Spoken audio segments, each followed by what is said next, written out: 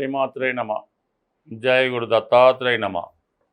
ఈ వీడియోలో మనం డిసెంబర్ 28వ తారీఖు నుంచి జనవరి 3వ తారీఖు మధ్యలో జరగబోయే వార ఫలాలు మేషరాశి వారికి ఏ విధంగా ఉంటుంది అని పరిశీలించినప్పుడు ఈ వార ఫలాలు ఈ సంవత్సరంలో చివరి వీడియోగా మనకి ఇది అవుతుంది.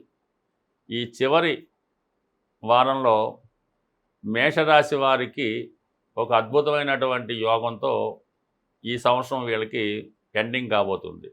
అందువలన చాలా వరకు ఈ వార ప్రారంభంలో మేషరాశి వారు ఎక్కువగా ఎంటర్టైన్మెంట్ కార్యక్రమాల్లోనూ విందు వినోదాలకు సంబంధించిన కార్యక్రమాల్లోనూ పాల్గొనడం జరుగుతుంది.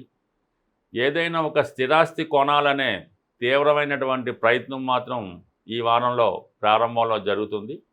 ఈ విషయంలో ఏదో ఒక నిర్ణయాన్ని తీసుకొని మొత్తం మీద ఈ వారంలో ఈ రాశివారు ఒక నూతన గృహాన్ని కానీ ఒక కొత్త వాహనాన్ని కానీ కొనటం అన్నది జరుగుతుంది. లేని పక్షంలో కొంత అడ్వాన్స్ అన్నా ఇవ్వడం జరుగుతూ ఉంటుంది. అలాగే గృహానికి అవసరమైనటువంటి విలువైన వస్తువులు కానీ ఏదైనా ఒక టీవీ, ఫ్రిడ్జు అలాంటి ఏదో ఒకటి గృహ అవసరాలు కూడా ధనం అన్నది ఖర్చు పెట్టడం జరుగుతూ ఉంటుంది. మొత్తం మీద ఈ వారం అంతా కూడా జాతకుడు ఎక్కువగా గృహ సంబంధించిన విషయాలు మీద శ్రద్ధ ఎక్కువ పెట్టడం జరుగుతుంది. గృహంలో ఉన్నటువంటి సభ్యులకి అంటే కుటుంబ సభ్యులకి వారి అవసరాలకు తగు విధంగా సంపూర్ణంగా వారికి ఏది కావాలంటే అది కొనివ్వడం, ఎక్కువ షాపింగ్ చేయడం, ఈ విధంగా అధిక ధన వ్యయం జరుగుతుంది. అయితే ఒకటి విధంగా జాతకుడు సంతోషంగానే ప్రతి విషయాన్ని ఖర్చు పెట్టడం జరుగుతుంటుంది. అలాగే ముఖ్యంగా వారి యొక్క తల్లిదండ్రుల కొరకు ఏదో ఒక ఏర్పాటు చేయడం జరుగుతుంటుంది. వారికి రెగ్యులర్గా ప్రతీ నెల కొంత సహకారం ఇందే విధంగాను, వాళ్ళకి పోషణ జరిగే విధంగాను ఏదో విధంగా ముఖ్యంగా పేరెంట్స్ కోసం కూడా శ్రద్ధ ఎక్కువ తీసుకోవడం జరుగుతూ ఉంటుంది. అలాగే ఈ వారంలో ఏదో ఒక పుణ్య కార్యక్రమంలో పాల్గొనడం వల్ల దానికి తగు విధంగా అంటే ఏదన్నా ఒక భక్తులకో డెవోటీసుకో పిలిచి వారికి ఏదో సత్కరించి వాళ్ళకి ఏదైనా ప్రసాదాలు లాంటిది పెట్టడం కానీ ఏదైనా ఒక దేవాలయానికి అన్నదానం కొరకు కొంత డొనేషన్ చేయడం కానీ జరిగే అవకాశం ఎక్కువగా ఉంటుంది. అలాగే కొన్ని వ్యాపారపరమైనటువంటి అవకాశాలు కూడా జాతకుడికి రావడం జరుగుతుంటుంది. విదేశంలో ఉన్నటువంటి వాళ్ళ మిత్రులు కానీ బంధువులు కానీ ఈ మేషరాశి వారితో కలిసి ఏదో ఒక వ్యాపారాన్ని ప్రారంభించాలనే ఆలోచనలో ఉండడం జరుగుతుంటుంది. దానికోసం కొన్ని నిర్ణయాలు తీసుకోవడం, కొన్ని ప్లాన్స్ కానీ కొన్ని ప్రాజెక్టులు కానీ మీ ముందు ఉంచడం జరుగుతుంటుంది. ఏదో ఒకటి దానికి అనుకూలంగా మీకున్న అనుభవాన్ని బట్టి ఏదో ఒకటి సెలెక్ట్ చేసుకొని దాంట్లో ఫైనల్ చేసుకొని ఏదైనా కొత్త వ్యాపారం ప్రారంభించడం కంటే రాబోయే 2026 సంవత్సరంలో వృత్తిపరంగా మీకు కొంత కొత్త వ్యవహారాలు స్టార్ట్ అవుతాయి. కాబట్టి ఏదో ఒక కొత్త వ్యాపారాన్ని కానీ ఒక కొత్త వెంచర్ని కానీ స్టార్ట్ చేసే అవకాశం ఉంది. అంటే ఎక్కువగా ఈ మేషరాశి మేషలగ్న జాతకులకి భూమికి సంబంధించిన విషయాల్లో ఎక్కువ కలిసి రావడం జరుగుతుంటుంది. వాళ్ళు భూమికి సంబంధించి ఎటువంటి బిజినెస్ చేసినా వాళ్ళకి చాలా వరకు కలిసి వస్తుంది. అది ఇమీడియట్గా కలిసి రాకపోయినా కొంతకాలం తర్వాత అయినా వీడు పెట్టిన పెట్టుబడి ఈ భూముల మీద స్థిరాస్తుల మీద పెట్టిన పెట్టుబడి చాలా అధిక రెట్లు పెరిగి మీకు రావడం జరుగుతూ ఉంటుంది. అంటే మొత్తం మీద ఏదో ఒక కొత్త వెంచరో కొత్త ప్రాజెక్టో ప్రారంభించడం వల్ల దాన్ని కూడా ఇంచుమించుగా ఇదే సమయంలో అంటే ఈ వారం తర్వాత వారంలో స్టార్ట్ చేయడం జరుగుతూ ఉంటుంది. దీనికి ఇన్వెస్ట్మెంట్ మాత్రం చాలా వరకు విదేశంలో ఉన్నటువంటి మీ బంధుమిత్రుల సహకారంతో పెట్టుబడి రావడం జరుగుతుంటుంది. ఎక్కువ పబ్లిసిటీ కూడా రావడం జరుగుతూ ఉంటుంది.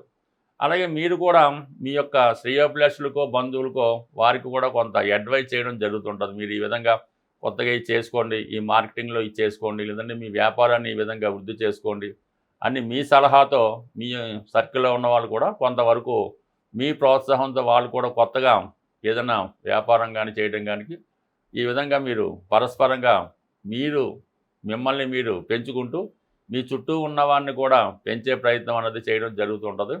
అయితే ఏదైనా ఒక అగ్రిమెంట్ చేసుకున్నప్పుడు ఒకరితో కలిసి జాయింట్ వ్యాపారం చేద్దాం అనుకున్నప్పుడు కంపల్సరీగా అవి ముందే చర్చించుకొని ఒక నిర్ణయం తీసుకోవడం మంచిది. ఇది మిమ్మల్ని వారు నమ్మేయడం వాళ్ళు మీరు నమ్మేయడం మూకమునిగా డబ్బు పెట్టి ఏదో ముందు స్టార్ట్ చేసేయడం తర్వాత ఇది ఎవరు ఎంత పంచుకోవాలి ఎవరు ఏ చేయాలనుకోకుండా ముందుగానే అన్నీ కూలంకషంగా చర్చించుకొని ఎవరు ఎంత పెట్టాలి, ఎవరు ఏ విధంగా మేనేజ్ చేయాలి, ఎవరు ఎంత పంచుకోవాలి, అన్ని విషయాలు జాగ్రత్తగా తెలుసుకుని ఒక అగ్రిమెంట్ అయిన తర్వాత మాత్రమే మీరు మీ వ్యాపారాన్నో వెంచర్నో పన్నో ప్రారంభించాలి తప్ప అట్టహాసంగా ఏ నిర్ణయం తీసుకోకుండా ముందే ప్రారంభిస్తే అది ఫ్యూచర్లో ఇబ్బంది పడే అవకాశం ఉంటుంది. ఈ వారం నుంచి మనం 2026వ సంవత్సరంలోకి ప్రవేశించడం జరుగుతూ ఉంది. అయితే మరి ఈ ఇంగ్లీష్ సంవత్సరం కాబట్టి కొంతవరకు న్యూమరాలజీని కూడా మనం ఉపయోగించుకోవడం మంచిది. 2026లో కేవలం 26 మాత్రమే తీసుకోవడం జరుగుతూ ఉంటుంది. 2000 కంటిన్యూ అవుతుంటుంది కదా, 26 అన్నప్పుడు సంఖ్య 8 అయింది. అంటే శని యొక్క ప్రభావం ఈ సంవత్సరం ఎక్కువగా ఉంటుందన్నమాట. అందువల్ల అంటే పారిశ్రామిక రంగం వారికి, శ్రామికులకి, కార్మికులకి చాలా అనుకూలమైనటువంటి పరిస్థితులు ఏర్పడుతుంటాయి. అంటే 8 కూడా ఏ విధంగా ఏర్పడింది, 2, 6 అంటే రెండో సంఖ్య చంద్రుడు కాబట్టి కామన్గా కొంతకాలంగా ఒక 25 సంవత్సరాలుగా స్త్రీల యొక్క హవాస కొనసాగుతూ ఉంది. ఎప్పుడైతే 2000 స్టార్ట్ అయిందో అక్కడ నుంచి స్త్రీలదే ఆధిపత్యం వహిస్తున్నారు.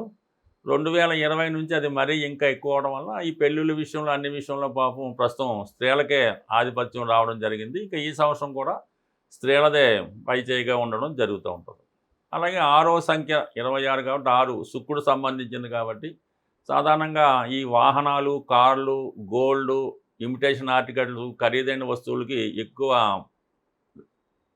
ప్రభావం ఉంటుంది. అది ఎక్కువ అమ్మకాలు అవి రావడం వల్ల అంటే ఎక్కువ లగ్జరీ ఐటమ్స్, ఈ గోల్డ్ ఐటమ్స్, అలాగే వాహనాలు ఇవి రేట్లు అవి పెరుగుతుంటే ప్రజలు కూడా ఎక్కువ లగ్జరీ ఐటమ్స్ కొంటూ ధనాన్ని కూడా ఎక్కువ ఖర్చు పెట్టడం జరుగుతూ ఉంటుంది. ఎస్పెషల్లీ 2026వ సంవత్సరంలో సినిమా పరిశ్రమ అన్నది చాలా అభివృద్ధికరంగా ఉంటుంది. చాలా వరకు వాళ్ళు మళ్ళీ తిరిగి పూర్వవైభవాన్ని పుంజుకోవడం జరుగుతూ ఉంటుంది. దాంతోపాటు టీవీ, మీడియా కూడా అనుకూలంగా ఉండడం జరుగుతూ ఉంది కాబట్టి అయితే ప్రజలు ధన విషయంలో కొంత జాగ్రత్త పడవలసి ఉంటుంది. అధికమైనటువంటి ధన వ్యయం వల్ల చాలా వరకు ఫైనాన్స్ డెఫిసిట్లో పడుతూ ఉంటారు.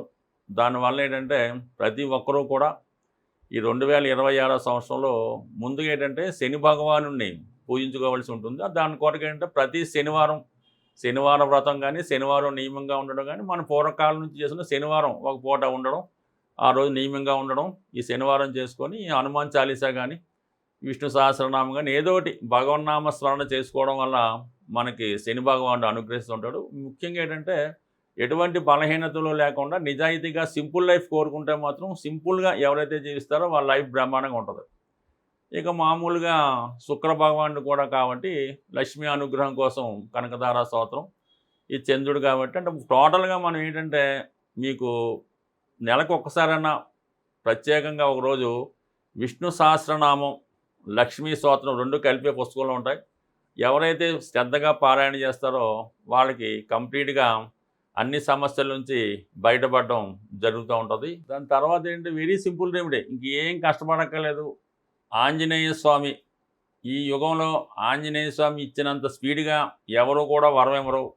మీకు ఏ పని కావాలన్నా, ఏ ప్రయత్నం కావాలన్నా ఆంజనేయ స్వామిని పట్టుకుంటే మాత్రం 2026 శని యొక్క ఆధిపత్యం ఉంటుంది కాబట్టి ఆంజనేయ స్వామి ఇంకా తొందరగా మీకు ఫలితం ఇవ్వడం జరుగుతూ ఉంటుంది. ఆంజనేయ స్వామి చిన్న టెక్నిక్ ఏంటంటే, మీరు ఉద్యోగం కొరకు ప్రయత్నం చేస్తున్నారు, ఉద్యోగం కొరకు ప్రయత్నం చేస్తే శనివారం రోజు ఆంజనేయ స్వామి టెంపుల్కి వెళ్ళి సింధూరంతో పూజ చేయించి వడమాల కానీ, స్వామికి ఇష్టమైనటువంటి బాగా పండినటువంటి 5 అరటిపళ్ళు ఇవ్వడం వల్ల ఇలా కొన్ని శనివారం వెళ్తే మీకు ఉద్యోగం అనేది కంపల్సరీగా వచ్చేస్తుంది.